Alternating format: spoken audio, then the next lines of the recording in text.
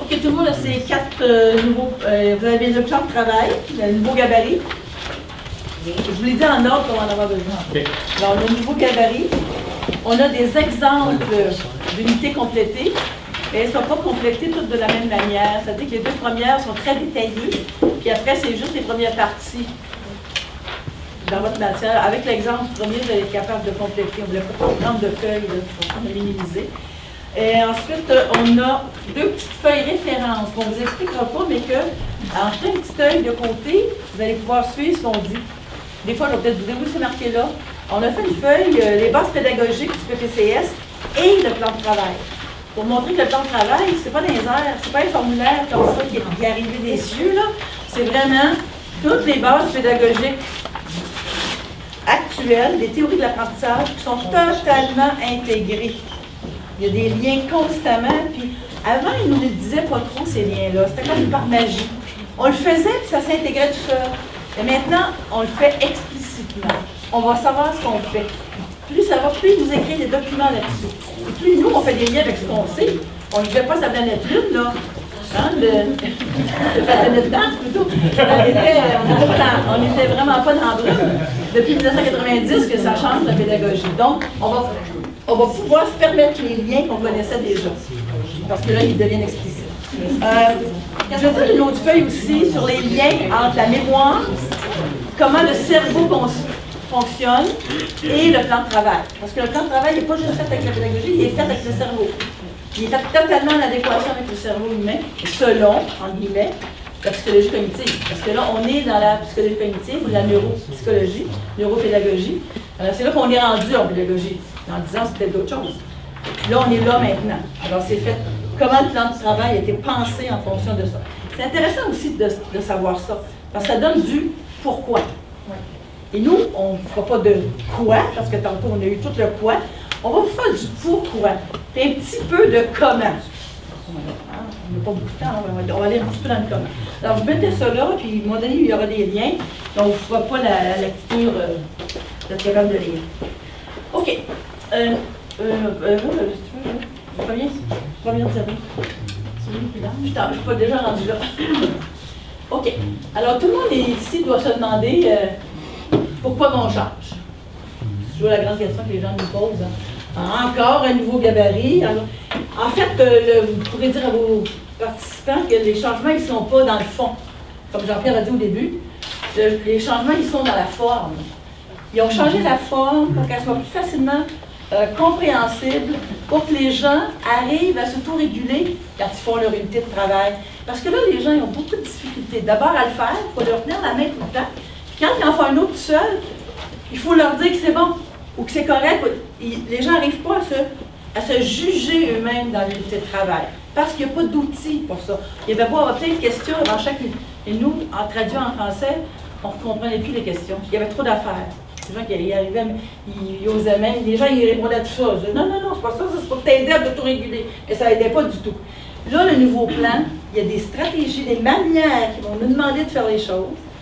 On va obligatoirement, on ne peut pas aller plus loin si ce n'est pas fait de la bonne façon. Alors ça, pour la cohérence, ça ajoute énormément de cohérence. OK, vas-y.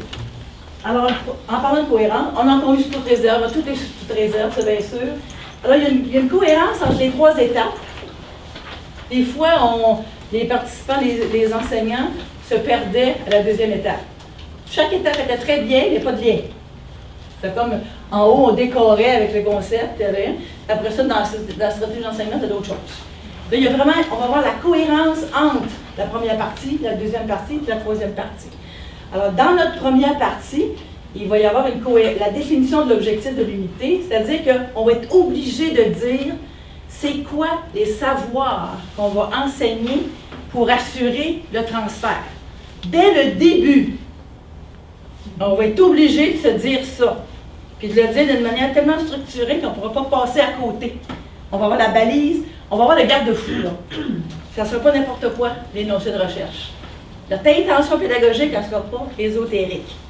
Elle va être vraiment ça. Puis n'importe quel autre enseignant qui lit la phrase de l'autre peut lui dire ça a de l'allure ou ça n'a pas d'allure. Alors ça, c'est vraiment un plus dans la cohérence. entre la deuxième partie de la planification, tout ce qu'on va avoir écrit dans notre première partie, il va falloir la retrouver dans la séquence d'enseignement. Déjà, il y a des enseignants qui y arrivaient, mais d'autres, non. Ils n'arrivaient pas à voir le lien. Troisième partie, c'est tout ce qui est métacognitif. Alors, ça, c'est pas facile de se regarder le nombril. Hein? De regarder son unité et de dire, moi, là, mon objectivation par rapport à ça, comment j'apprends, faire objectiver l'élève et objectiver nous-mêmes. Et c'est tout en lien avec la première partie et la deuxième partie. C'est hyper cohérent. Alors, quand vous allez en faire, transformer vos unités existantes, parce que ça, c'est possible aussi, vous allez vous rendre compte, en fait, c'est plus facile d'assurer la cohérence. Oui? Est-ce qu'on l'a sur la toile? Pardon? Est-ce qu'on l'a sur la toile? Quand Daniel avait fait une recherche. Oui, on va. Tu faisais ça, le diaporama? Non, le diaporama, il est sur le site de la CBIC. OK, il est sur le site de la CBIC. C'est un diaporama qui a été présenté dans une des formations. Et vous pouvez le retrouver sur le site de la CBIC. Si vous allez à la... L'onglet PBCS. Oui, c'est écrit, il est dedans. OK. Alors, effectivement, quand on regarde, en plus de la cohérence entre les trois parties, il va avoir une cohérence. Il y en avait déjà eu une cohérence dans chacun des éléments de chacune des parties. Mais des fois, les gens remplissaient ça comme un formulaire. Le formulaire, il n'y a pas trop de cohérence. Mais là, il y a vraiment une cohérence. On va choisir nos concepts. On va choisir le contexte qui a du sens, puis qui peut être différent.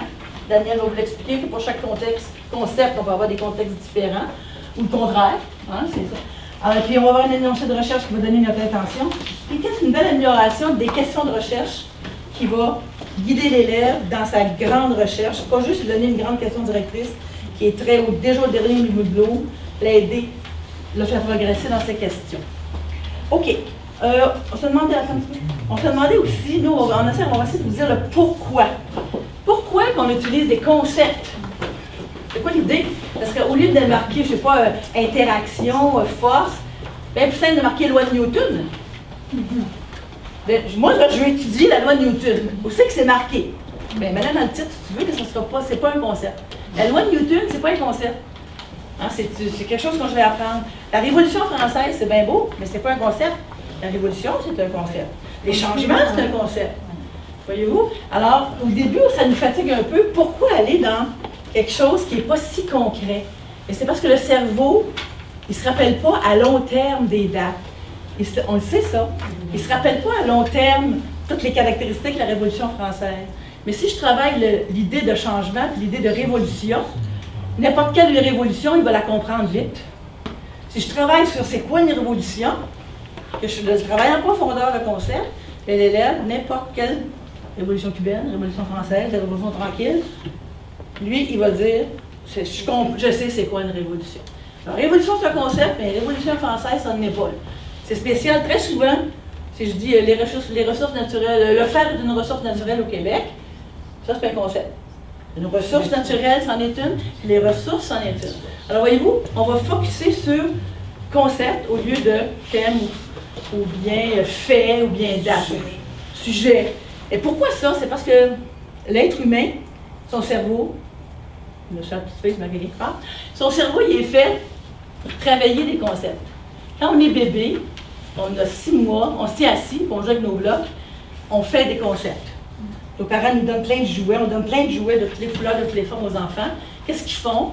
Un jour, ils vont les mettre en couleur. Une autre fois, ils vont les mettre en forme pareille.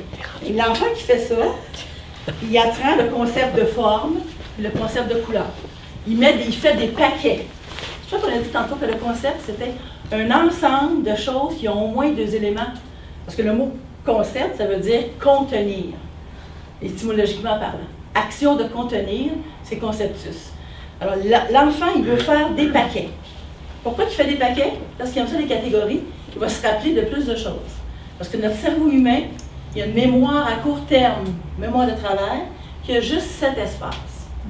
Je peux mettre 7 lettres, je peux mettre 7 chiffres, mais je peux mettre aussi des milliards d'affaires. Si dans chacun des espaces, je fais des petits crochets, des petits liens, je fais des réseaux de concepts.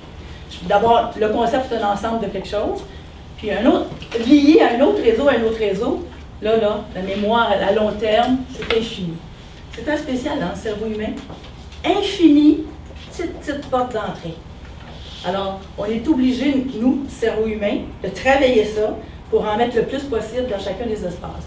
L'enfant, quand on fait des catégories, et nous, quand on étudie quelque chose de nouveau, qu'est-ce qu'on cherche? On cherche les caractéristiques. On cherche comment je vais reconnaître ça. Je cherche à faire des paquets. Je cherche à faire des catégories pour m'en rappeler, pour le reconnaître plus tard. Alors, c'est ça que la psychologie cognitive nous explique.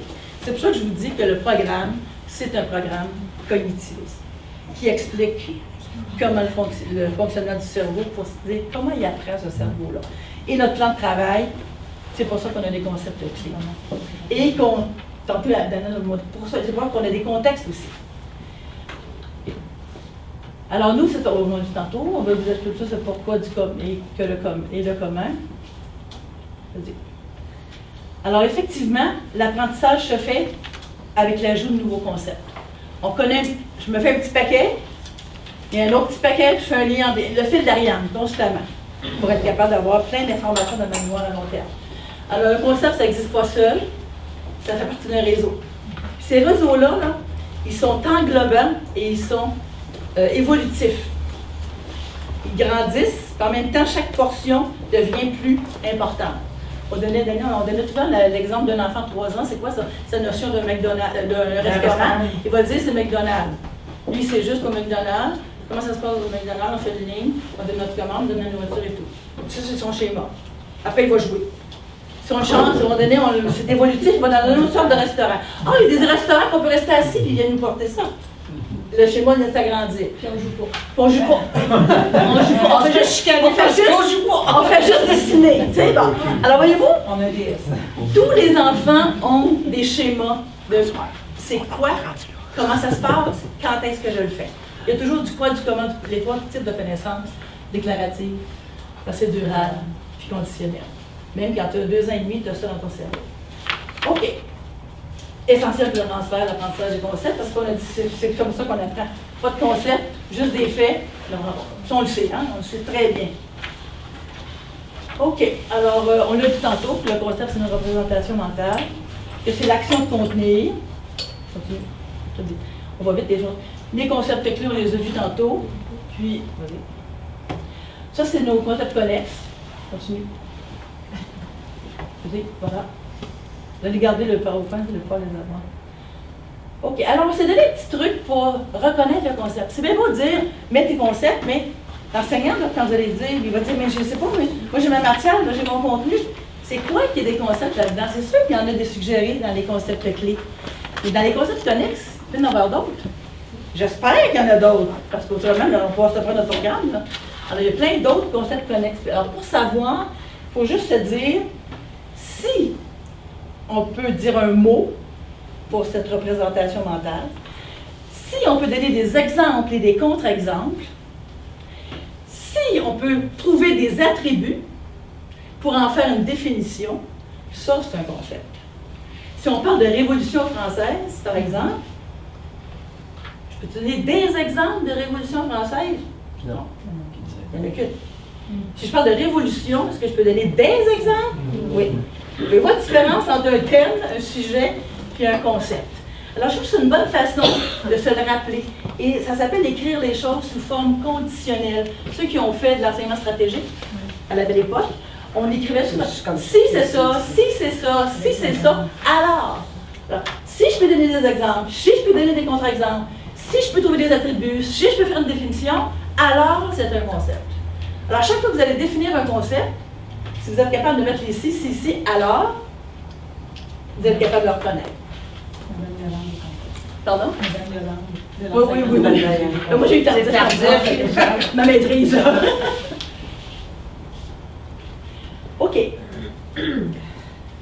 Alors, pour vous aider parce que l'enseignement par concept, c'est pas quelque chose qu'on a, nous, présentement, de façon naturelle. Des fois, on le fait, parce qu'on est les enseignants. On se demande intuitivement comment je fais pour que l'élève s'en rappelle, pour bien enseigner. Mais d'une manière structurée, on n'a pas été formé à ça, un peu. Alors, on va avoir besoin de se mettre nous-mêmes en recherche, en investigation. Comment je vais faire? J'ai bien beau dire que le concept, c'est changement, puis que le concept, je vais m'en servir dans mon truc, mais comment j'enseigne ça, par exemple, mon concept de force? Moi, je vais enseigner la loi de Newton. Je ne peux pas écrire la loi de Newton dans le concept. Il faut que je trouve des concepts. Alors, je vais écrire interaction, concept clé, force, concept connexe. Là, il faut que j'enseigne la force. Je me rappelle, un de mes stagiaires, il avait ça enseigner la force. Ça vous en pas, ça va être parfait. Il avait écrit 3 mots sur une serviette de table, ça va vers son cours. Une semaine avant, j'enseigne la force. 3 minutes plus tard, c'était fini. Il avait donné la définition. Toute cause capable de déformer un corps, de changer son état de mouvement et de repos. D'accord. J'ai pris sa place parce que le cours n'était pas fini, il restait 73 minutes à faire.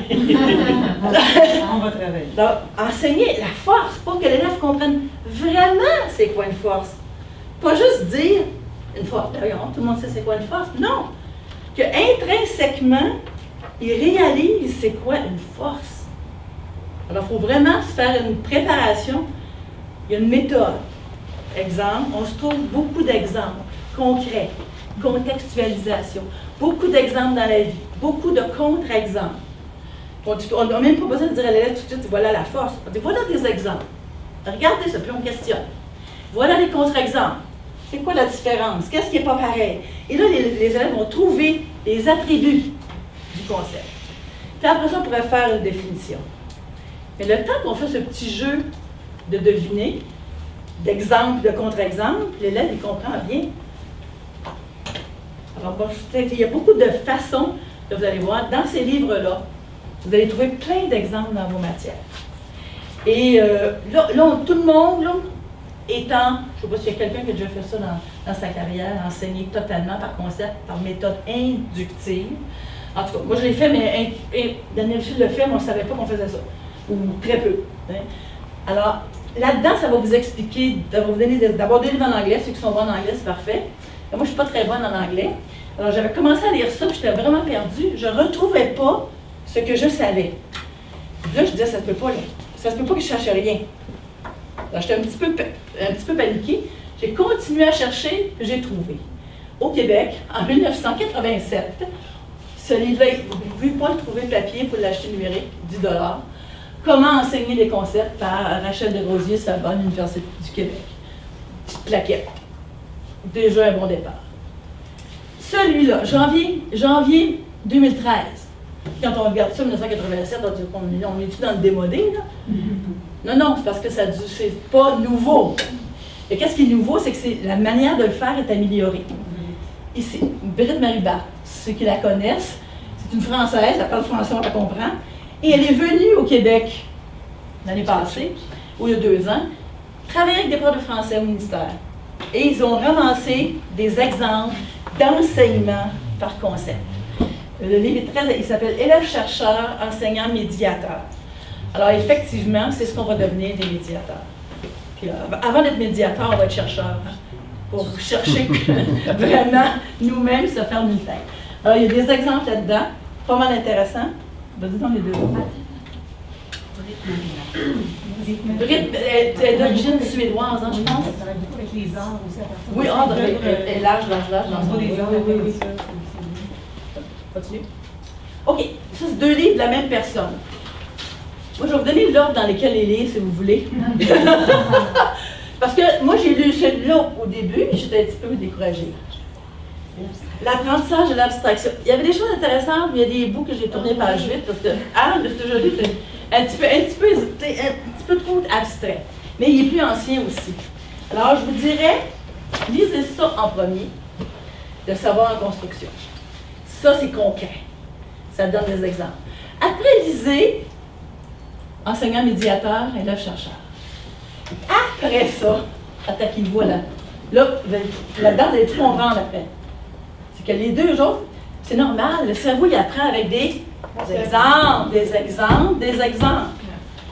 Puis là, il y en a là-dedans des exemples, mais je les trouve, en tout cas personnellement, je les trouvais trop abstraits. Ça me disait rien. Tandis que quand j'ai lu ça ou l'autre, là, c'est autre chose. Là, je me retrouve. Hein? Ben, c'est ça. Déjà le titre, effectivement. Le savoir en construction, ça va déjà mieux, hein, pour nous. Puis l'autre, enseignant médiateur, élève chercheur, ah, on aime ça. Ça va donc dans notre esprit du cycle de recherche. C'est collé à 100% à ce qu'on fait. OK, alors je vais vous laisser avec Daniel pour les contextes. Puis après, on viendra pour... La première chose que je voudrais vous dire, c'est de revenir avec tous les profs, parce que quand ils arrivent dans nos ateliers, la première chose qu'ils nous disent, c'est qu'il faut remplir le papier qui est le livre de travail. Oui. Alors, notre rôle à nous, la première chose, c'est de leur dire pourquoi il faut faire ça. C'est la première chose. En fait, c'est une action pédagogique essentielle à tout enseignant. Puis par l'unité de travail, on est supposé, comme enseignant, s'apercevoir que l'unité de travail me permet d'aller plus loin dans la compréhension de l'élève. Si on n'est pas capable d'expliquer ça à nos participants, c'est pour ça qu'ils restent sur l'idée que le plan d'unité de travail, c'est un papier que le PPCS demande. Mais moi, quand j'ai découvert l'unité de travail, je me suis dit, waouh, quelle action pédagogique. Puis quand les profs chez nous le prennent, au début, il y a un petit peu d'animosité, mais après, les enseignants qui s'en servent et qui en font, je pense qu'ils retirent quelque chose de vraiment intéressant pour la compréhension du PPCS. En fait, c'est pour ça qu'il faut faire attention quand moi, je trouve qu'on devrait toujours commencer nos ateliers par le plan d'unité de travail parce que c'est la cohérence. De ne pas essayer de mettre le contexte seul, le concept seul. Pourquoi? Parce que c'est la cohérence. Puis la cohérence, c'est dans le plan d'unité de travail. Puis la compréhension du PPCS, c'est dans le plan d'unité de travail. Alors, moi, je pense que c'est ça qu'il faut démystifier avec les profs au départ, que la compréhension du PPCS, ça se fait vraiment dans un ensemble, puis une cohérence. Puis la cohérence, c'est vraiment le plan d'unité de travail. Puis le plan d'unité de travail, tu sais, les profs, quand ils viennent chercher le quoi faire, là, bien, le quoi faire, c'est dans le plan d'unité de travail qu'on va le retrouver. Parce que c'est ça, l'activité d'apprentissage, c'est le plan d'unité de travail. Alors, il y a une cohérence entre tout, puis vous voyez que sur la même ligne, il y a concept clé, concept connexe, contexte. Donc, ça veut donc dire qu'un ne va pas sans l'autre. Puis moi, je vais commencer avec une analogie. Quelqu'un vient vous voir, puis commence à vous raconter quelque chose, puis vous ne comprenez rien, c'est parce qu'il n'y a pas de contexte. Parce qu'il n'y a pas de contexte. Puis ce qu'on va lui demander, c'est quoi? Tu peux-tu me donner le contexte, s'il te plaît? Et là, qu'est-ce qui se passe dans mon cerveau? Il y a une représentation mentale qui se fait. Bien, la transmission de savoir sans contexte, ça produit exactement le même effet sur l'élève. Exactement le même effet sur l'élève. Alors, le contexte, puis pourquoi? Tu sais, dans le fond, je vais revenir avec ça tout à l'heure, mais quand on disait les heures d'interaction, ça ne disait rien, c'était artificiel, c'était ci, c'était ça, bien, regardez, la première difficulté de l'heure d'interaction, c'est qu'un contexte, ça permet d'aller chercher des connaissances antérieures. Mais aire d'interaction, chez nous, là, ça ne représentait aucune connaissance antérieure. Rien. Alors, si je te dis le mot contexte, par exemple, ça représente quelque chose. Un contexte, ça représente quelque chose que je connais bien, puis que quand tu me parles, ça prend un contexte. Si tu veux que je comprenne, ça prend un contexte. Alors, de là, l'importance du contexte. Alors, on ne peut pas commencer une unité de travail sans donner le contexte aux élèves, parce que c'est ce que maman expliquait, c'est le cerveau qui fonctionne comme ça. Parce que la première chose que l'être humain a besoin, c'est un stimulus extérieur. Puis le stimulus extérieur, c'est les émotions. Ça peut être une émotion liée à la peur, à la peine, mais ça peut être une émotion de curiosité intellectuelle également. Puis ce qui va créer une émotion chez l'élève, c'est quelque chose qu'il connaît. Si c'est quelque chose qu'il ne connaît pas, il n'y aura pas d'émotion liée à ça. Alors les choses qu'il connaît, ils sont où? Ils sont dans le monde réel. Le monde réel défini par le PPCS, c'est tout ce qu'on a présenté tout à l'heure, que je n'ai pas besoin de vous renommer, qui sont les contextes. Les contextes, ce sont le monde réel que l'on donne aux élèves pour permettre d'aller chercher dans leur cerveau ce qui a un rappel émotif d'abord. Un rappel émotif, c'est dans notre mémoire épisodique, souvent qu'on va le chercher. Donc, quelque chose qu'on a déjà vu, des faits, des souvenirs, des événements, des anecdotes qu'on a déjà vécues, une nouvelle que j'ai entendue à la télé sur l'actualité qui m'amène ça. De là, toute l'importance du contexte. Mais le contexte, il n'est pas juste sur la feuille. On s'entend? Ça, je voudrais dire. Pas juste sur la feuille, on va en reparler tantôt. Mais c'est pour ça qu'il est de même égalité avec tout ça. Tu veux-tu changer? Alors, ceux-là, on les a déjà vus, on avait des traductions différentes parce qu'il y a eu différents documents. Alors, on va rentrer ici à quoi ça sert un contexte. La première, c'est entrer les concepts dans le monde réel. Je viens de vous l'expliquer. C'est vraiment ça, donner un contexte pour permettre à l'élève d'aller chercher quelque chose, un rappel, être capable d'investiguer avec ce qu'il connaît. Puis vous vous souvenez, la question directrice était loin d'être inutile. Parce que la question directrice, on lui demandait d'avoir 3 dimensions. Hein? La dimension affective en premier. Pourquoi affective? Pour ça. Stimulus extérieur. Quand on la comprenait bien, là, moi je dis, gardez-la, votre question directrice. Parce qu'elle va chercher vraiment l'émotion chez l'élève. Il y a la question, elle avait ça, elle avait une dimension cognitive, on va y revenir. Puis elle avait la dimension pratique, servir sa matière. Ça, c'est la première base qu'on avait. Alors, elle est là, on peut la garder, on va l'appeler dans les questions de recherche la question de débat. Mais il n'y a pas d'ordre dans tout ça, là. OK? On s'entend, il n'y a pas d'ordre. Mais il faut enseigner avec un contexte, ça c'est clair. Donner du sens aux concepts. Bien, les concepts, tout à l'heure, là, ils ont besoin d'être concrétisés. Bien, la façon de la concrétiser, c'est vraiment le contexte. Il ne faut pas qu'ils soient enseignés séparés. Il faut qu'ils soient mis dans quelque chose que l'élève peut faire un tout avec. De là, ta difficulté avec les maths là, de tantôt. Là. Parce que c'est à ça que ça sert, un contexte. C'est de concrétiser les concepts que je vais enseigner. Alors, on fait un lien avec ça. Ça permet d'offrir des perspectives au concept. Je vais le revoir tout à l'heure parce que je pourrais enseigner le concept, on l'a dit tantôt, dans une matière avec un contexte, mais je vais le revoir ailleurs, puis je vais donner une dimension différente à ma discipline, puis un apprentissage différent aux élèves. Ça élargit la discipline, ça nous donne plusieurs perspectives pour enseigner la même chose. Ça, c'est vraiment hyper important. Bon, les fameuses connaissances antérieures, elles sont essentielles pour plusieurs raisons. J'ai toujours expliqué ça, puis moi je vais le faire avec mon français, qui est complètement décontextualisé. Quand j'arrivais pour enseigner les participes passés avec avoir, qui était ma passion du jour, en arrivant, j'étais complètement décontextualisé, mais complètement. Je disais aux élèves, aujourd'hui, nous allons voir les participes passés avec avoir. Les profs, dans la salle des profs, ils disaient, en 2, comment se fait qu'ils n'ont pas vu en 1, comment se fait qu'ils n'ont pas vu en 3, comment ça, ils sont toujours à recommencer. Ben oui, je comprends, parce que dans le cerveau, c'est absolument rien passé. J'ai une transmission de savoir complètement. Puis, si j'arrivais dans la classe, puis j'aurais eu vraiment un transfert, puis là, j'aurais dit, OK, je fais le retour aux connaissances antérieures, puis je pose aux élèves, c'est quoi la règle des participes passés avec avoir, ils sont tous capables de nous la dire. Il n'y a personne qui l'applique. OK? Alors, le retour aux connaissances antérieures nous permet, comme personne, d'aller chercher ce que les élèves savent. Mais sans contexte, ça ne nous donne pas grand-chose.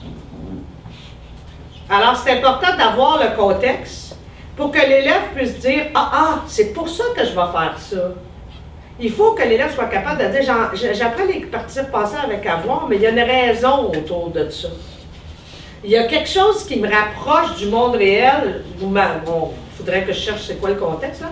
Mais il y a quelque chose qui se rapproche du monde réel pour que l'élève puisse dire « ça va me servir à ça ». Pour pas que ça soit perdu complètement. Alors, c'est important de donner du sens à ce qu'on fait par les contextes. Le retour aux connaissances antérieures, c'est la raison d'être aussi de dire « les élèves ne comprennent pas bien ». Parce que s'ils nous disent qu'ils comprennent, on s'aperçoit quelquefois qu'ils ont des compréhensions erronées de différentes choses. Ça peut être des compréhensions erronées des concepts, compréhension erronée de formules, compréhension erronée du monde autour. Puis quand on le fait, on va chercher l'élève dans la curiosité de ce qui est. On le motive en tant qu'appreneur parce qu'on lui dit qu'il va avoir une valeur à sa tâche. Puis ensuite de ça, nous, comme prof, on va savoir où sont situés nos élèves, combien de temps j'ai besoin de passer sur telle et telle affaire. Si tout le monde le sait, là, on perd notre temps pas mal. Alors, c'est important de regarder que le contexte nous permet d'aller chercher ça parce que l'élève se sent interpellé parce qu'il y a un contexte. Sinon, il ne se sentira pas interpellé. Oui? Est-ce que ça fait du sens si je dis, pour peut-être ce que tu présentes, qu'en plus de ça, ça permet un apprentissage authentique? Parce que l'élève est en lien avec son monde à lui. Donc, il va puiser dans ce qu'il est, dans ce qu'il a vécu pour aller vers un apprentissage authentique, même si nous, on fait des liens avec nos disciplines. Mais tout à fait, puis c'est parce que, tu sais, la transmission de savoir sans contexte, c'est qu'il ne sait pas pourquoi il fait. Il ne sait jamais comment il fait. Il ne sait pas pourquoi. Fait qu'il le fait parce que le prof, elle a fait plaisir à la madame. Bravo de note. Alors, si on le regarde, ce que je vous disais, c'est que ça donne du sens à une activité, puis on change de sens avec ce qu'on fait. Donc, si je prends le concept clé de changement, puis je le mets de toutes... là, on a changé les mots parce que selon notre traduction, on va avoir des tâches différentes selon les disciplines. Fait que ça l'assure l'interdisciplinarité par définition. Vraiment, ça l'assure vraiment par définition. Puis, ensuite de ça, dans la même discipline, je pourrais faire différentes choses avec le même concept clé. Là, j'apporte une dimension complètement différente à ma leçon. Parce que j'ai un changement dans le temps et l'espace. Mais le changement pour améliorer sa santé est aussi important. Je vais l'avoir en éducation physique. Je vais avoir le changement dans tout ce qui est innovation technologique, développement de toutes les créations, l'invention humaine. Interaction entre l'homme et son environnement, tous les changements qu'on apporte à l'environnement par nos gestes humains. Monde interdépendant et interrelié. Tantôt, c'était jamais mieux. C'était quoi? C'était... Connecté. En tout cas. C'est moi. C'est ça. Bien, tous les changements que le fait qu'on puisse maintenant communiquer partout dans le monde rapidement. On doit juste avoir les 2 dernières années au niveau des conflits qu'on a vécu, des manifestations et tout ça. Alors, le mot changement, on peut l'avoir vraiment. Ça change les plans d'unité de travail, ça change. Donc, le contexte, il donne vraiment. Je veux donner du sens à une activité. Là, moi, ce que je voudrais vous dire, puis ce qui est super important que le prof comprenne là-dedans, quand je donne du sens à une activité par le contexte, ça veut dire que ma tâche finale, c'est pour ça qu'on disait non artificielle, ma tâche authentique de la fin, là, devrait retrouver le contexte de façon explicite ou implicite. C'est de là la difficulté quand c'est artificiel. Parce que quand je fais quelque chose d'artificiel, quand je donne ma tâche à l'élève, on la sent pas, on ne sent pas le contexte. On ne sentira pas le contexte.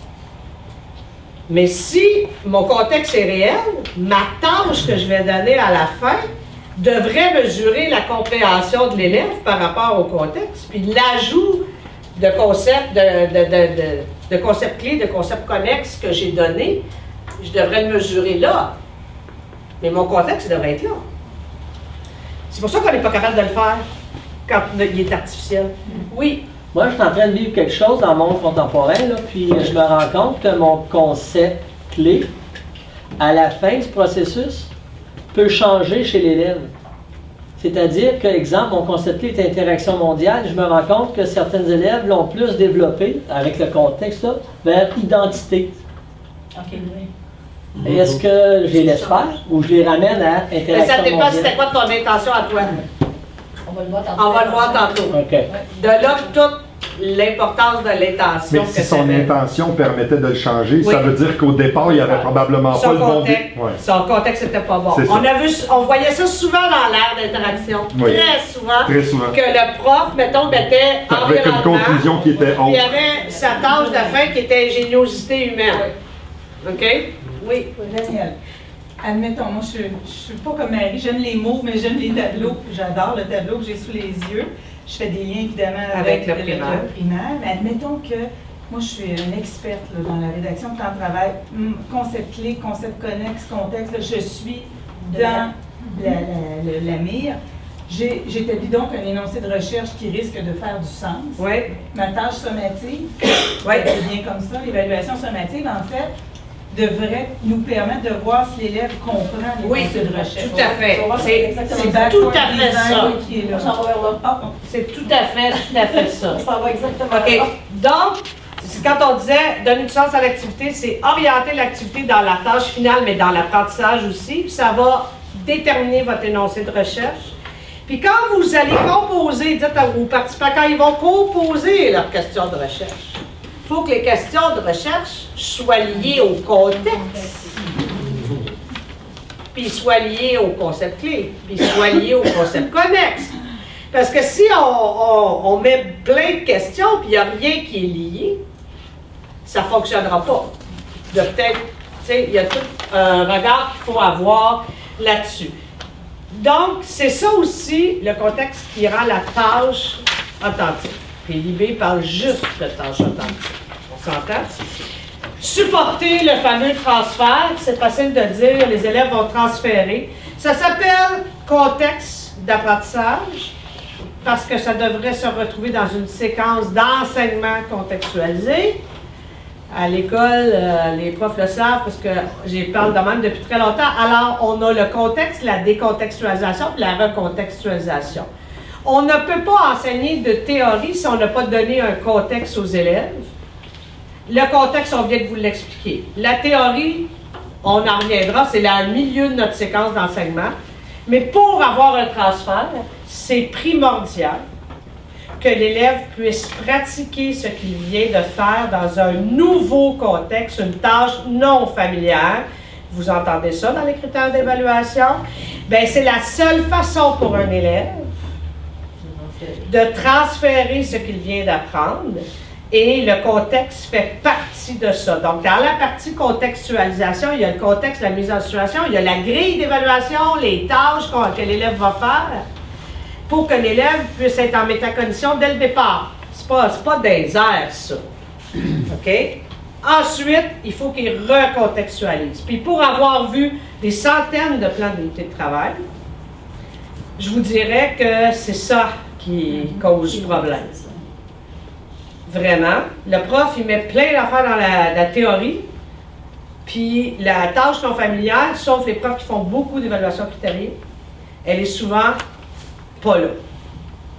Là, avec le nouveau plan, il va y avoir quelque chose qui peut se passer. Il va être obligé. Alors, juste pour vous dire, c'est vraiment la taxonomie de Bloom, puis c'est ici qu'on va voir le transfert. Fait que ça se prend, même s'ils sont en secondaire 1, ça se coupe pas comme ça, là, secondaire 1, secondaire 2, secondaire 3, ça, là. OK? Ouf, ça se coupe pas comme ça. Un élève de secondaire 1 peut analyser, un élève de secondaire 1 peut synthétiser, créer, un élève de secondaire 1 peut évaluer. OK? Alors, c'est super important qu'on comprenne que les trois derniers, c'est le transfert, la possibilité du transfert de l'élève. C'est vraiment primordial. Prenons un exemple. Alors, c'est comme des questions de recherche. Vous avez des questions de recherche qui atteignent les premiers niveaux de connaissance, compréhension et d'application. Qu'est-ce qu'une biotechnologie? Qu'est-ce qu'un dépistage génétique? Quel problème résout-il? On est vraiment là. Mais il faut le faire. Mais on y a mis un contexte ici qui était interrelation entre les humains et le monde naturel, les implications sociétales. Quels sont les impacts sociétaux du dépistage génétique? On ne fonctionne plus du tout avec la même partie, là. Là, on s'en va ailleurs. Pour répondre à ça, l'élève, il ne fait pas juste ça. Il faut absolument qu'il analyse, qu'il évalue, qu'il synthétise. C'est ça la puissance du contexte. Puis, prenez donc ces exemples-là pour montrer aux enseignants, quand ils vont faire leurs questions de recherche, de quel type de questions on a des questions factuelles. Mais maintenant, on va y revenir. On a des questions de débat. Ils sont là. Un autre exemple, en éducation physique, connaissance, compréhension, application. Vous les avez en haut.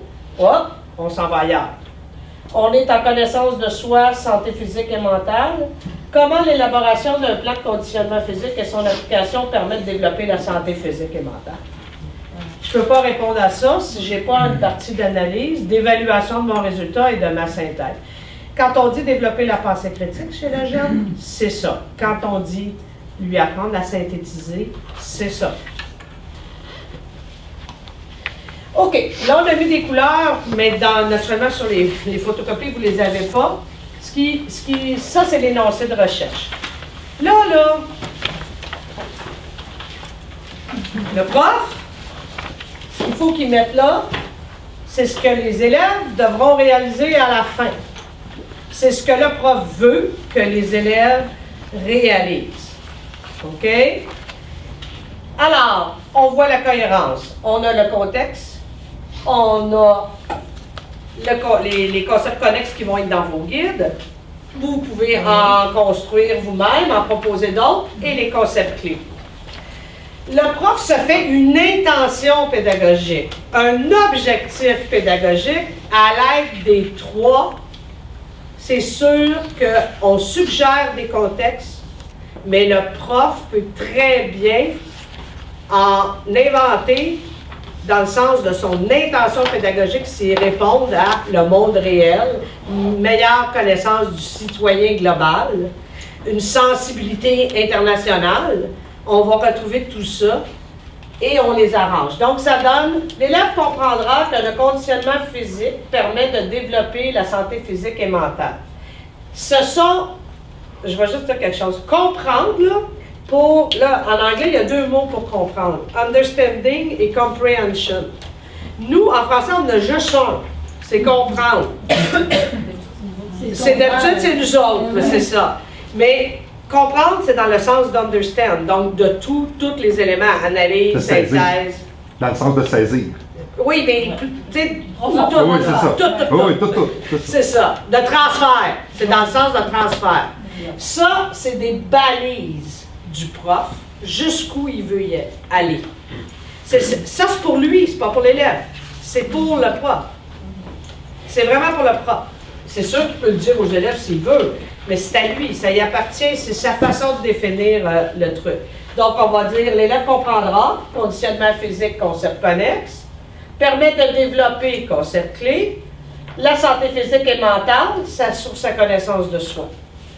Bien là, je pourrais avoir le conditionnement physique, point, mais là, j'ai pas de contexte. Puis j'ai pas de concept clé, j'ai pas d'ensemble. J'en ai avec conditionnement physique, et là, je vais plus loin. Puis je vais encore plus loin parce que c'est dans son monde réel, puis ça va y servir à lui. Puis ça va faire de lui un meilleur citoyen. Il y aurait un beau petit jeu à faire avec vos participants là-dessus, pour les habileter à faire les phrases qui se tiennent avec ces 3 choses-là. Genre, comment ça s'appelle ça, les squelettes, les phrases... Non, le cadavre exquis. Le cadavre exquis, c'est ça. Genre cadavre exquis. On peut... Ben oui, c'est ça! J'ai fait gros de cadavre exquis. Parce qu'on peut leur donner dans 3 petits pots avec des choses mélangées, puis chacun reçoit, il ne sait pas qui fait une phrase qui se tient, et ça va marcher. Parce que quand on fait ça, là, les profs, ils pensent que ça ne marchera pas leur affaire. Nous, on a pris les 65 unités qu'on avait déjà dans la banque, là, on les a toutes transformées. On a toutes fait des phrases qui se tenaient. Qu'est-ce qui est important? Le que est très important. J'ai vu, déjà l'ai expérimenté avec un groupe de profs en Outaouais, puis il y en a qui me disaient, l'élève va comprendre, s'il dit juste va comprendre, là, il va m'arriver avec son contenu. Il va comprendre la Révolution française. On peut très bien écrire, analyser, synthétiser, réfléchir, évaluer. C'est que je trouve, pour commencer, je trouve ça bien de s'astreindre ou comprendre que après ça, on patinera, on fait du patin de fantaisie. Là, de dire comprendre que, ça nous met dans l'esprit de s'autricher, de s'auto-réguler dans l'utilisation de tout. Oui. C'est ta question de recherche. Ouais. Je trouve intéressant parce que tantôt, j'avais qui, quoi, comment, pourquoi, dans quelle mesure. Je change juste mon début. Pour qui l'élaboration d'un plan de conditionnement physique? Après ça, je mets pourquoi un plan de conditionnement? Dans quelle mesure un plan? Puis mes réponses sont différentes. Absolument. Puis c'est les mots qui amènent tout à la même histoire. Mais je pourrais avoir toutes ces questions-là dans ma question de recherche parce que ça reste quand même le même but, mais avec une réponse qui est beaucoup plus large. Toujours en changeant juste le mot-clé de départ, finalement. Tes mots-clés, ils font un cycle de recherche. Oui, bien sûr. C'est ça. Oui. D'autres questions?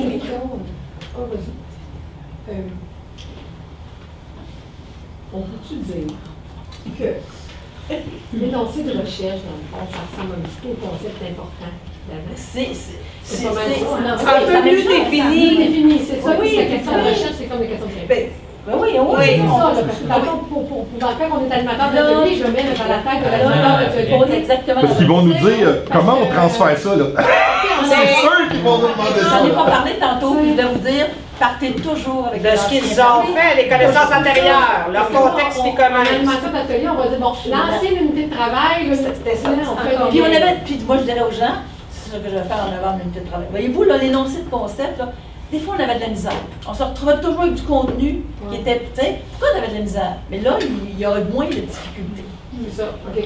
Puis, moi, ce que je te dirais, c'est que ta question directrice, c'est la question débattable. Tu vas voir, tantôt, on va les présenter. Puis, mais ce que les profs vont aimer, c'est ces questions-là. Parce que ces questions-là aident l'élève à arriver à là. OK? Fait que ceux-là, ça va être intéressant. Puis, ces questions-là, ils vont aussi être en lien avec ça et ça. Fait que je pense que pour le prof, ça risque d'être plus facile de voir ça. Fait que, comme disait Manon, commençons par comprendre, mais que si un prof nous dit « Moi, je voudrais écrire évaluer », bien là, vous dites « Bravo, écris-le, évaluer », parce qu'évaluer, c'est vraiment une dimension de transfert. Moi, c'était juste, je me demandais, quand vous avez votre concept clé, bon, on a l'exemple de développement, maintenant qu'on avait eu un de forme, je sais pas s'il existe, Oui, je les ai vus tantôt. Est-ce qu'il y a, par exemple, des exemples de formulation qui existent?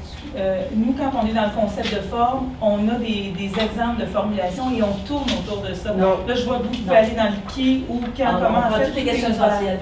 Donc, OK. l'idéal, On ouvre la- éventuellement, l'élève, il va se poser tout seul ces questions-là. En fait, c'est Bianca, pas... pour le trouver, est-ce que tes questions sont déjà déterminées Oui. en lien avec les concepts? Oui. On a des modèles et on le travaille quand vous parlez de modéliser avec des élèves de 3 ans, mettons, à la deuxième année du primaire. On est souvent dans un concept de forme, de fonction, de causalité. Donc, quand il y a une causalité, on essaie d'amener nos élèves à faire des activités de modélisation. On est dans le pourquoi. Mais vous les appelez vous leur apprenez à se questionner. Ouais. C'est parce qu'ils l'ont Mais pas. ils sont plus jeunes, même en Mais nous, sixième année. c'est ça. Fait que je me C'est demandais ça. si- En réalité, je pense qu'ils l'ont pas, ils ont perdu. 4 ans, Il y a pourquoi. hein, tout le monde a déjà eu un enfant de 4 ans à côté de lui. Il est tout le temps en train de demander pourquoi. Puis l'adulte va s'impatienter, puis il va apprendre, bon, c'est les questions, on va minimiser. Puis l'école, en pas pire, parce que l'école, les questions, il faut qu'elles soient pertinentes. Tout à coup, c'est pas pertinent, je vais faire de moi. Puis c'est comme les réponses, il faut qu'elles soient bonnes. Alors l'élève, là, rendu en secondaire 3, 4, 5, et il s'en pose plus de questions. C'est difficile de se faire poser des questions des élèves. Je suis obligée de leur donner des questions. Voilà les questions que vous allez me poser cette étape-ci. Puis on Ils est sont plus capables. Alors on a un enseignement à se On est poser des porté à questions. demander qu'est-ce que tu as appris, toujours qu'est-ce que tu as appris. Mais en non, termes c'est ça, là. d'évaluation. Oui. Moi, pour avoir un enfant de 6 ans et demi en première année, je lui dis quelle bonne question as-tu posée aujourd'hui à l'école? Ça c'est bon. Ah, ça c'est bon. Ça change de type C'est parce de que discussion qu'on a. mais tu sais, ça, je vais juste finir avec ça. Le problème, c'est quand on utilise beaucoup les maisons d'édition, ils ont tous la même formule qu'ils proposent d'auto-évaluation. Et j'ai toujours dit que quand on utilise beaucoup le cahier d'exercice, cette forme-là, le problème, c'est que c'est tout pareil. Fait que l'élève, il ne fait plus de métacognition, là. Qu'est-ce que j'ai appris? C'est comme, qu'est-ce que tu as aimé, qu'est-ce que tu n'as pas aimé, c'est quoi ton défi plus tard. S'il vous plaît, changeons nos questions parce qu'à un moment donné. Peut-être que tu vas répondre à la question, Franchot, mais comme avant dans nos projets interdisciplinaires, nous, parfois, on faisait une unité pour 2 matières. Oui. Et là, si je regarde cette unité, ça va être plus difficile.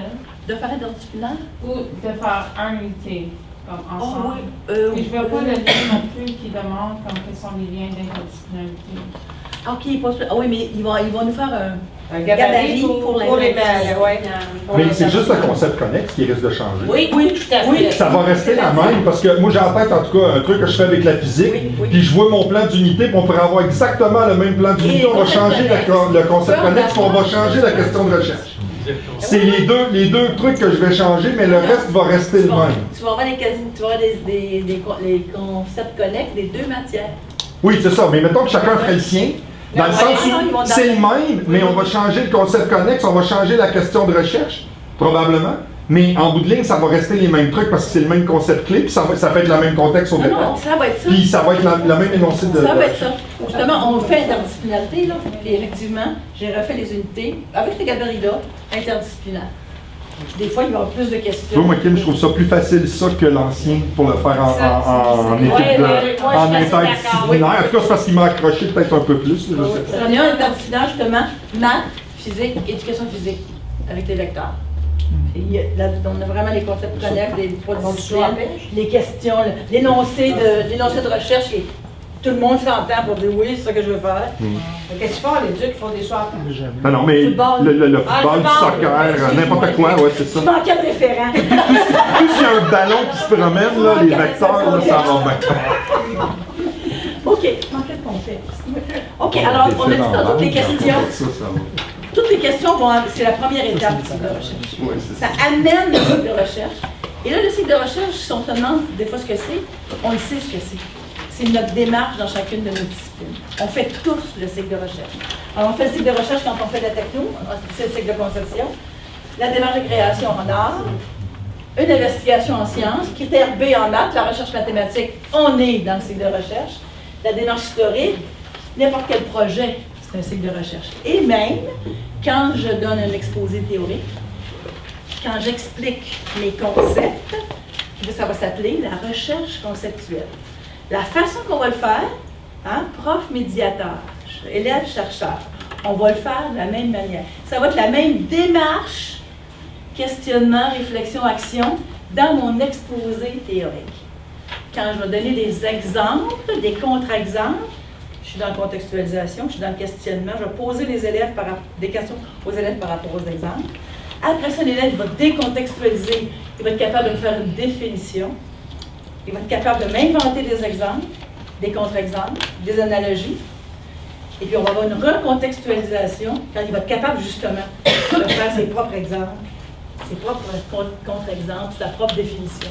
Et vous, la démarche, là, la recherche conceptuelle, c'est aussi du cycle de recherche. Puis quand on fait toute notre grande séquence d'enseignement, on va avoir des cycles de recherche là, un autre cycle de recherche, ça va être souvent des cycles de recherche intégrés dans le plus grand. Mais il faut juste voir que tout le monde est capable de le... On l'a déjà, ça, c'est pas du nouveau. Je peux-tu juste... Oui, vas-y.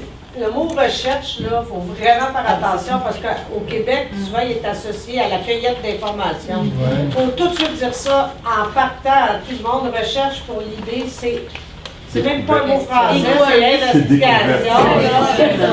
C'est vraiment... C'est je bâtis mon savoir. On se met en quête du savoir. Quête du savoir, bâtir son savoir. Parce que les profs, ils mélangent souvent ça parce qu'en français, on dit faire une recherche. C'est cueillir l'information et la traiter en La partie recherche en techno. C'est exactement la pareille. C'est pas une recherche. C'est une investigation. On peut faire un référent à ça. Maintenant, il y a dans le multimedial. C'est la partie recherche en techno, c'est ça. Puis maintenant, il y a intégré dans le multimedial, ça peut être une bonne façon de faire. Notre ami Roger doit partir. OK. Elle n'a pas eu de job de Merci. plaisir. Roger, oublie-moi pas. Roger, oublie-moi pas, non. T'as des choses à m'envoyer, Roger, oublie-moi pas. OK, rapido, avant de commencer la deuxième partie, on fait un petit retour avec le plan de travail puis le cerveau, pour voir si c'est bien fait. Les concepts, sa mémoire sémantique. De apprendre à apprendre, les appels d'apprentissage, sa mémoire, toute la mémoire procédurale, comment faire les choses. Les contextes, c'est ma mémoire épisodique. Et puis ma pauvre mémoire de travail, il y a juste cet espace. Je suis obligée de m'organiser pour en mettre le plus possible pour avoir mon fil d'Ariane pour aller chercher tout ça dans ma mémoire à long terme. Et sur la petite feuille, je vous ai expliqué, j'ai mis des repères, la mémoire et les concepts, la mémoire et les contextes. Ça explique encore plus ça et ça. Et ça donne du sens quand vous faites ça avec les enseignants. Les enseignants, ils aiment beaucoup savoir comment ça se passe. C'est notre métier. Mais ça fait pas longtemps qu'on se demande comment ça se passe en dedans. Le behavioriste, là, le cerveau, c'était la boîte noire. On s'en fout. On regarde ce qui sort. On regarde les comportements, puis on essaie de stimuler une réponse. Et maintenant, on n'est plus là. On a des IRM, on sait comment ça se passe. Là, on est rendu à la neuropédagogie. On voit exactement ce qui se passe dans le cerveau de l'élève quand il apprend, quand il a une connaissance antérieure, puis il essaie de la changer. On voit où ça se passe dans le cerveau. Alors, dans l'avenir, ça va être très intéressant notre métier. On va devenir vraiment des professionnels du cerveau au niveau de l'apprentissage. Alors, la partie évaluation, ça, on la connaît bien, c'est la même chose. Objectif, tâche. Une nouvelle partie que j'aime beaucoup. Prenez un exemple, le premier exemple, l'exemple est fait. Là, c'est bien beau de dire je fais une tâche.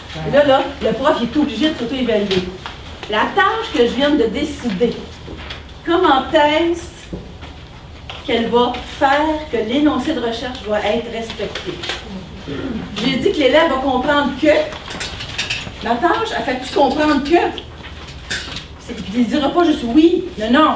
Comment? Comment ta tâche fait comprendre que? Et là, des fois, les profs sont embêtés pour avoir les mots pour le dire. Alors, je suggère les mots consignes. Avec les mots consignes, ben, on va avoir des... On va se faire des petits exemples rapidos dans les exemples que je vous ai donnés. Comment est-ce qu'on pourrait justifier avec les mots consignes pourquoi que la tâche... J'en ai là. Attends, je cherche une idée. Écrit. Alors, par exemple, le prof, il peut dire, qu'est-ce qu'il a fait? Ah oui, élaborer son plan de conditionnement physique. Alors, l'élève élabore son plan de conditionnement physique en utilisant la terminologie adaptée. Il applique des concepts, mon conseil, des concepts et des techniques.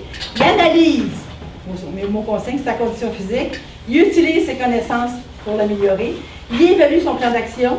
Il mesure l'impact. Voyez-vous, les mots consignes me disent ce qui va se passer dans le cerveau de l'élève. Me disent comment l'élève va comprendre que. Parce que l'élève comprendra que, ça veut dire qu'il va transférer. Puis pour transférer, il va se rendre jusqu'au dernier niveau de Bloom. Les mots consignes utilisés là, ça dit tout le niveau de Bloom. Voyez-vous? On n'est pas obligé d'utiliser les mots consignes.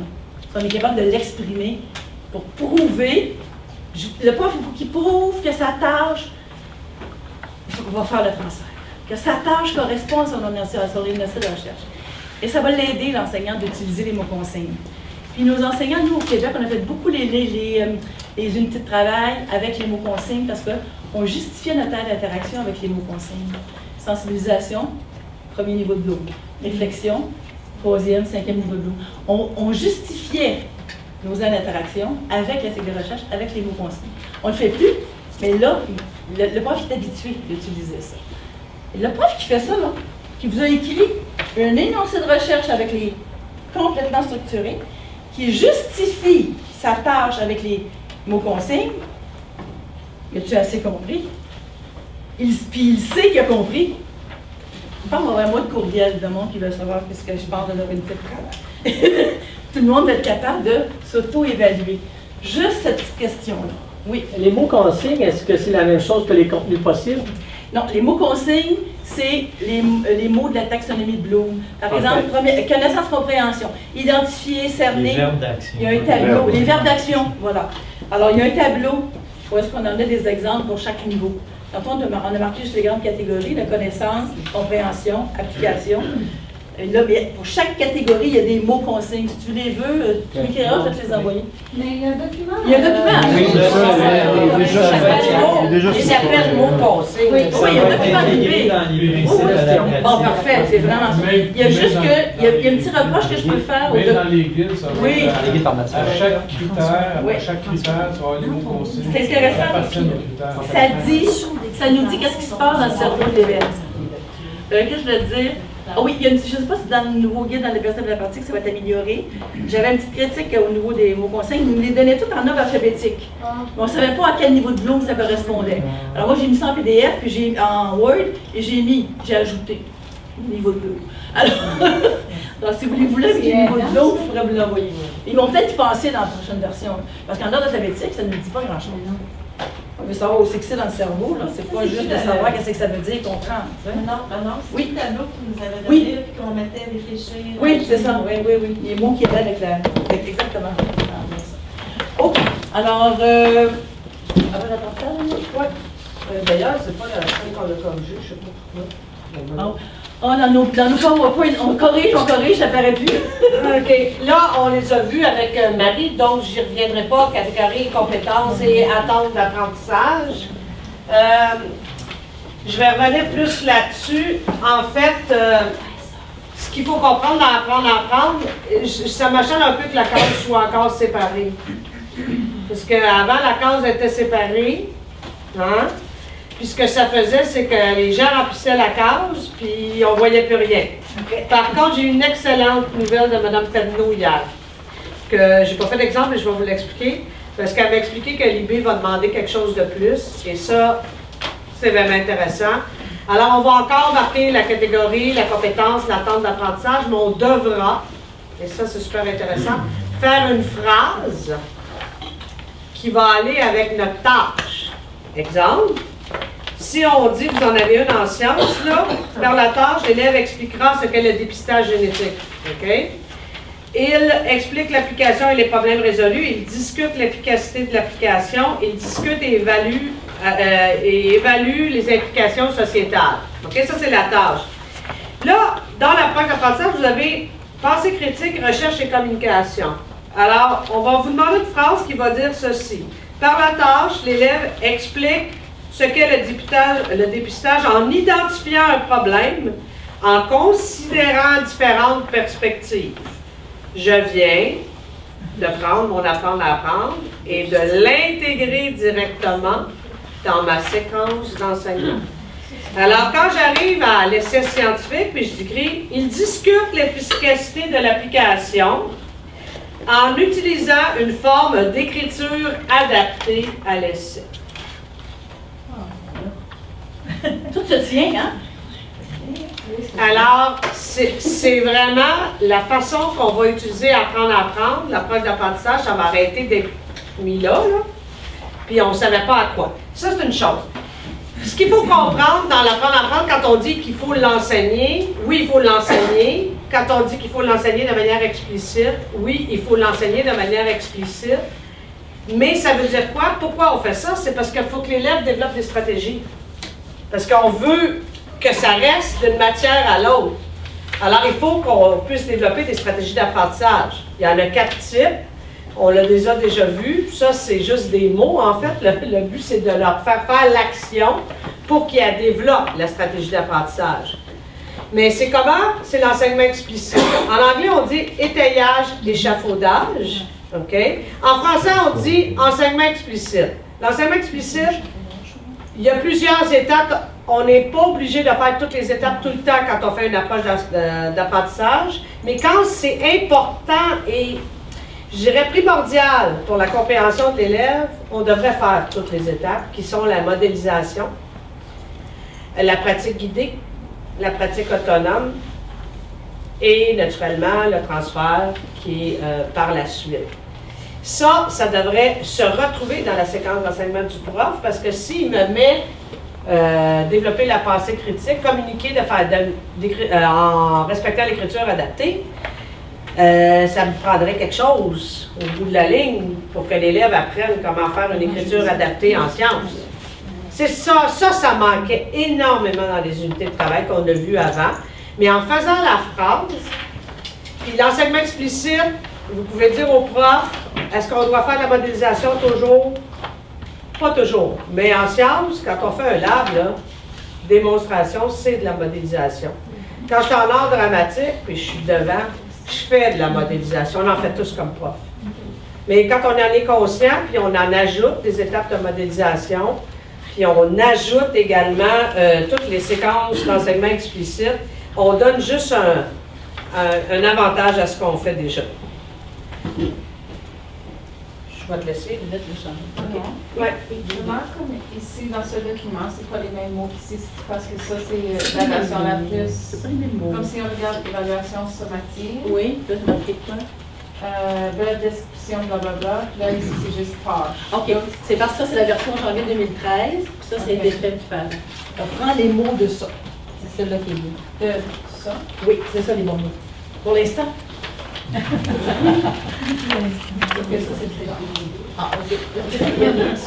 OK, rapido, notre séquence d'enseignement.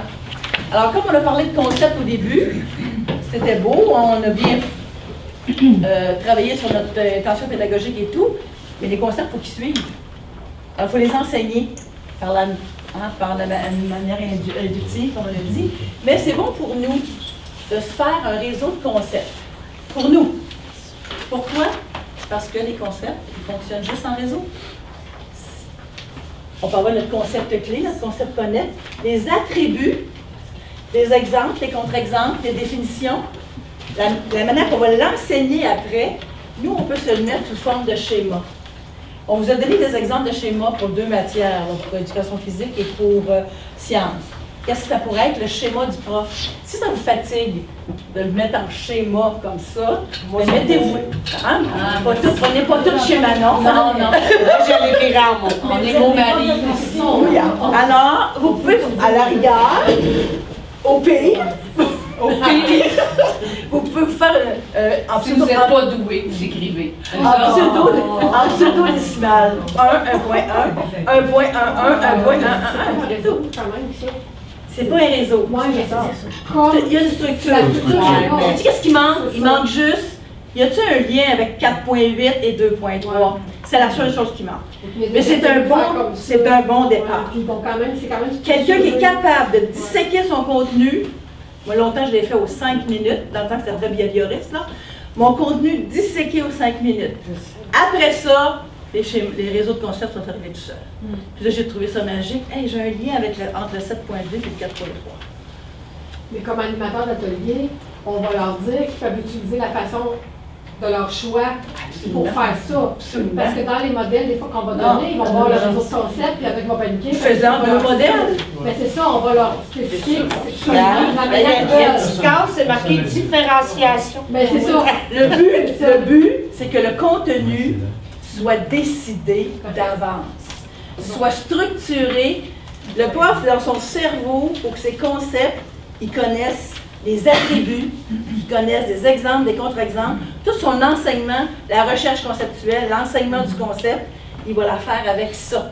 Puis quand vous allez avoir lu les livres là-dessus, là, vous allez voir pourquoi le réseau de concept. Le réseau de concept, on se le fait pour nous, on peut le modéliser, comment le faire aux élèves, mais c'est le mieux, l'élève, quand il a tout fini, on a tout fini notre enseignement, l'élève, quand il fait son propre réseau de concept, il vient de recontextualiser, il vient de finir son cycle de recherche conceptuelle, et il est capable de faire ça, l'élève. Et c'est dû apprendre à apprendre. C'est ça. On est dans l'organisation des connaissances, là.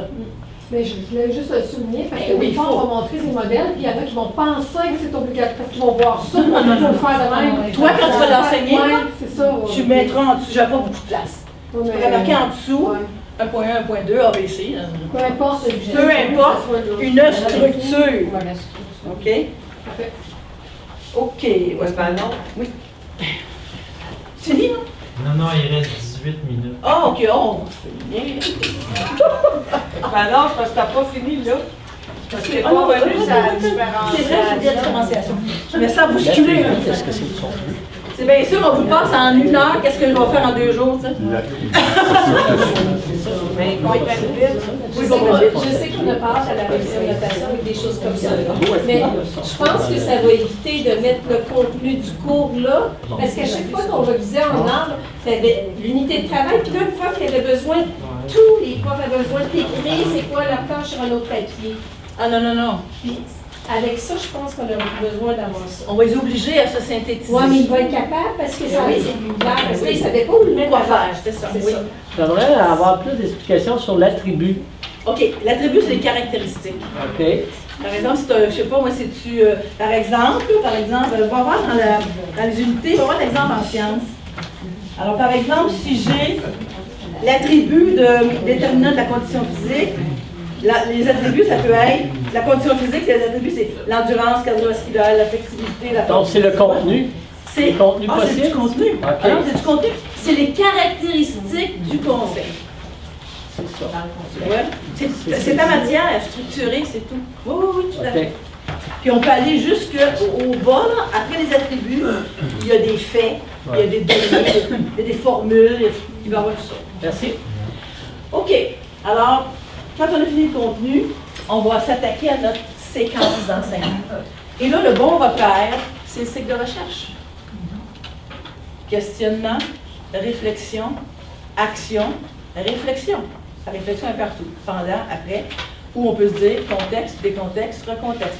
On peut se dire mise en situation, réalisation, intégration, transfert.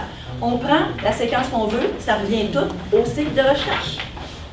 Prenez la séquence que vous êtes habitué, que dans votre matière, vos enseignants sont habitués. Il y a pour avoir le projet, préparation, réalisation, évaluation, présentation, pourvu que et des fois, les profs sont très rebelles à ça. OK? Étape 1, étape 2, étape 3. Avant, pendant, après. On peut aller Mais- aussi simple que ça. Vous savez, madame, moi, dans ma matière, là, Il n'y a pas d'étape. j'ai tellement de connaissances à passer, là, mon programme est tellement chargé, j'ai pas le temps de faire ça.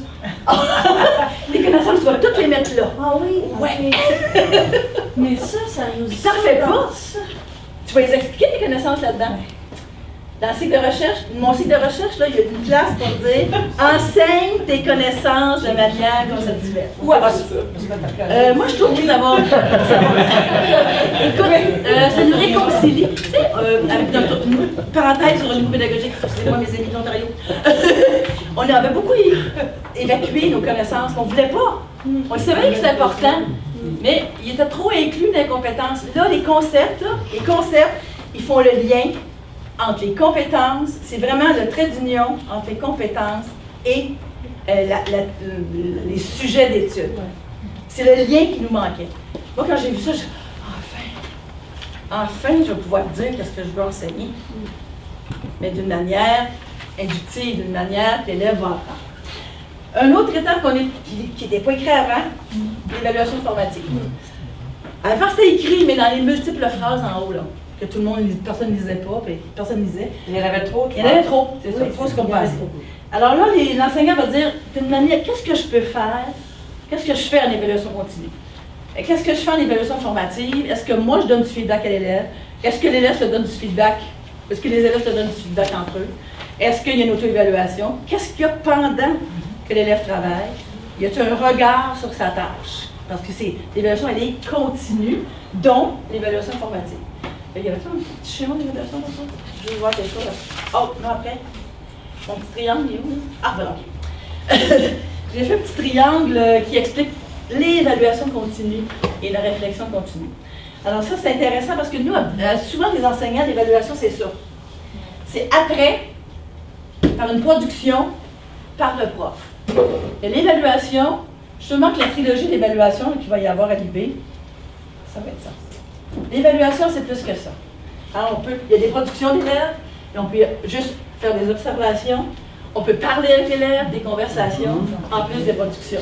On peut le faire avant, pendant et après.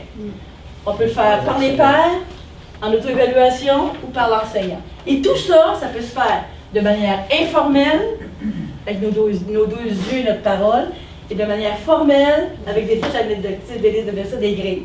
Puis les grilles de l'IB, c'est le plus haut niveau de qualité de grille. Ce sont des grilles descriptives. Alors, il n'y a pas mieux comme grille pour aller chercher ce que l'élève sait. Alors, je vais revenir derrière.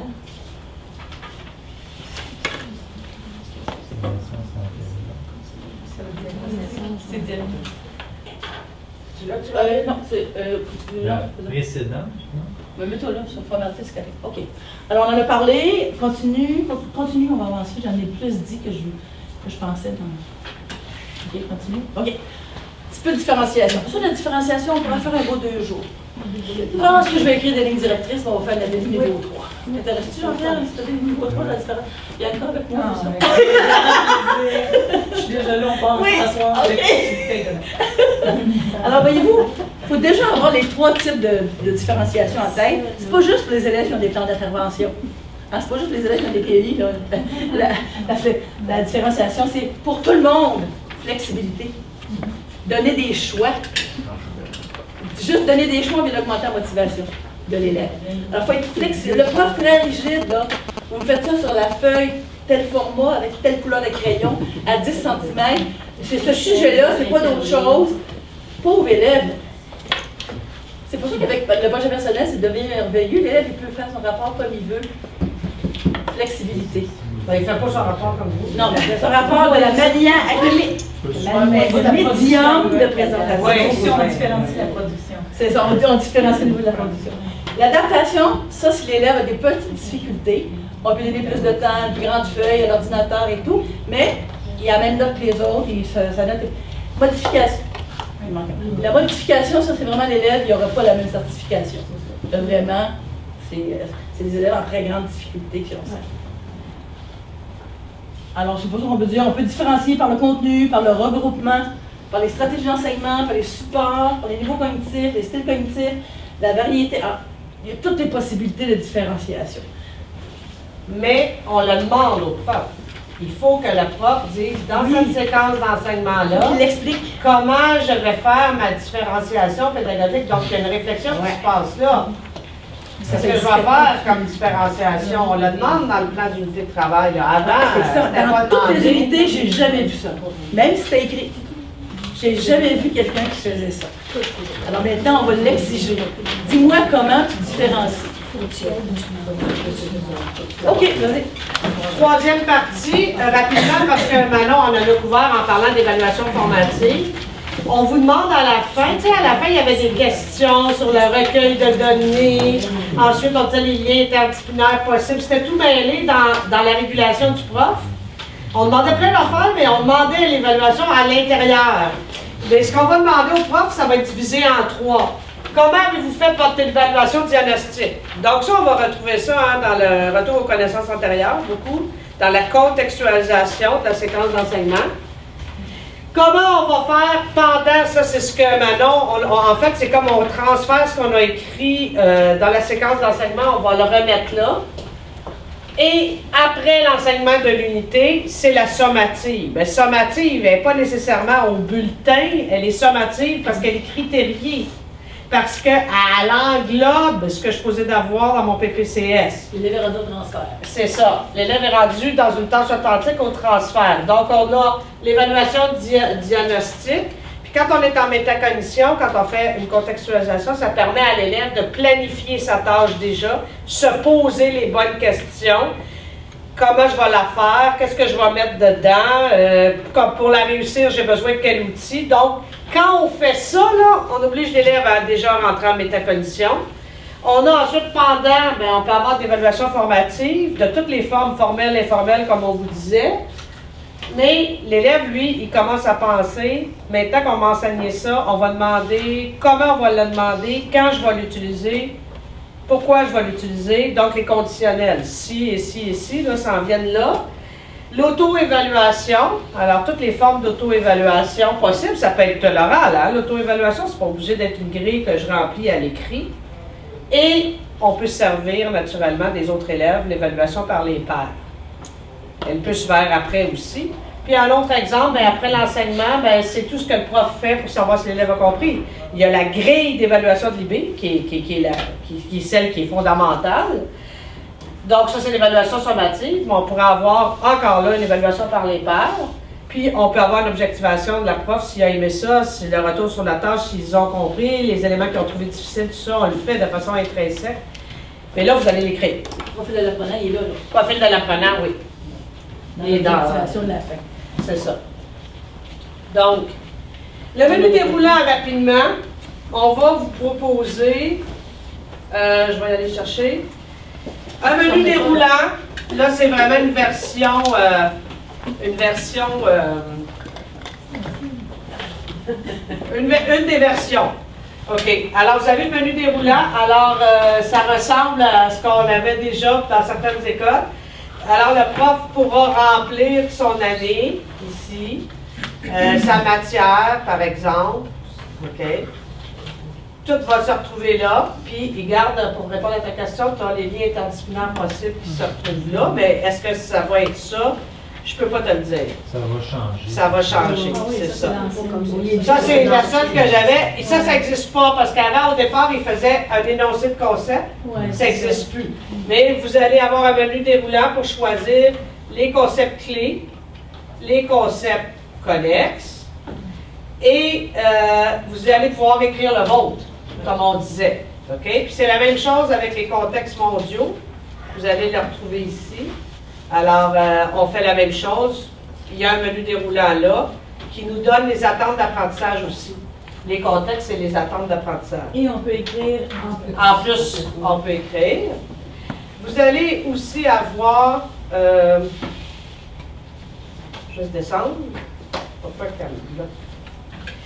Bon, naturellement, l'énoncé, on ne vous suggère rien. Il va falloir que vous trouviez une idée pour l'écrire.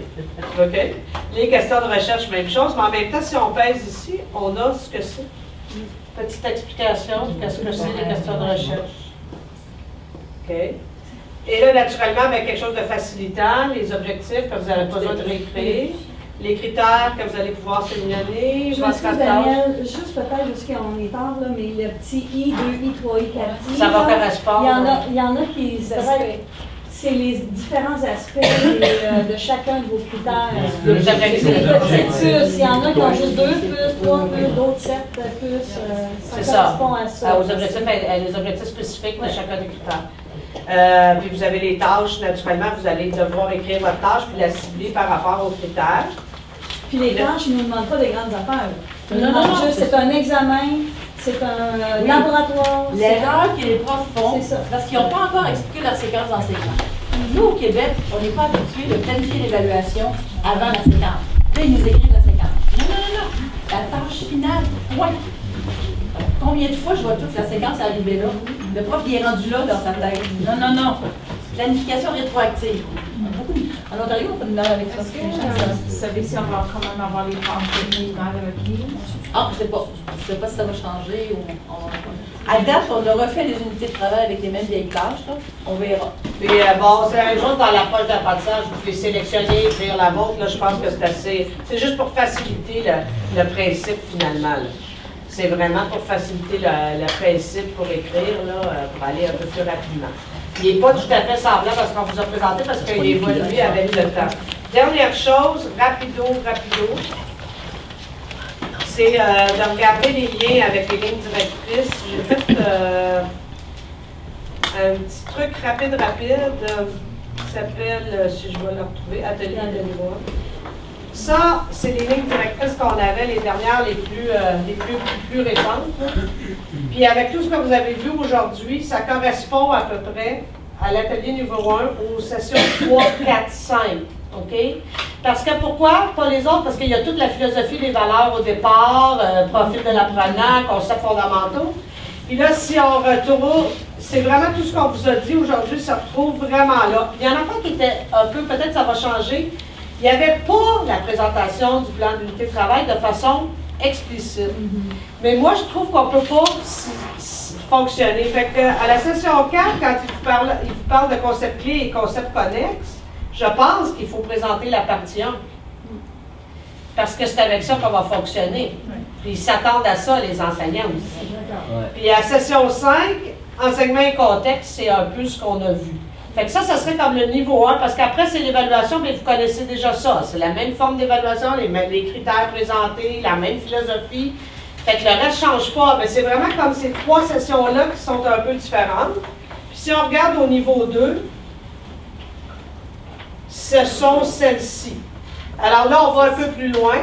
Alors, toutes les fondements sur la recherche qu'on vous a présenté, les différentes formes de cycle de recherche, moi, je pense qu'il faudrait revoir la partie 1 du plan d'unité de travail et tout de suite présenter la partie 2. Puis commencer avec ce que c'est qu'une des approches fondées sur la recherche.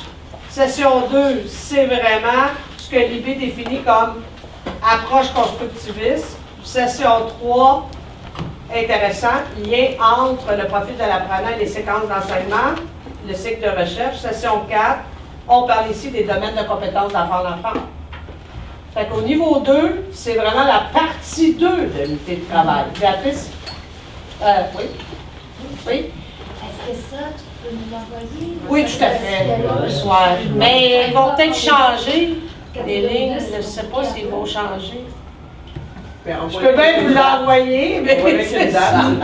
Mais Daniel, ce qu'il y a décrit en gros, en gras, c'est... C'est le titre vraiment qu'il y avait là-dedans. C'est leur titre, eux autres. Oui, non, ça c'est leur titre d'unité, de session.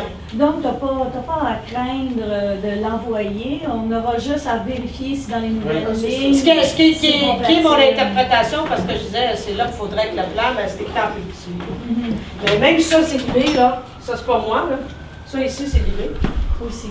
C'est vraiment eux, les approches de recherche qu'ils proposent. C'est vraiment celui-là. Merci. On vous invite à nos formations de novembre.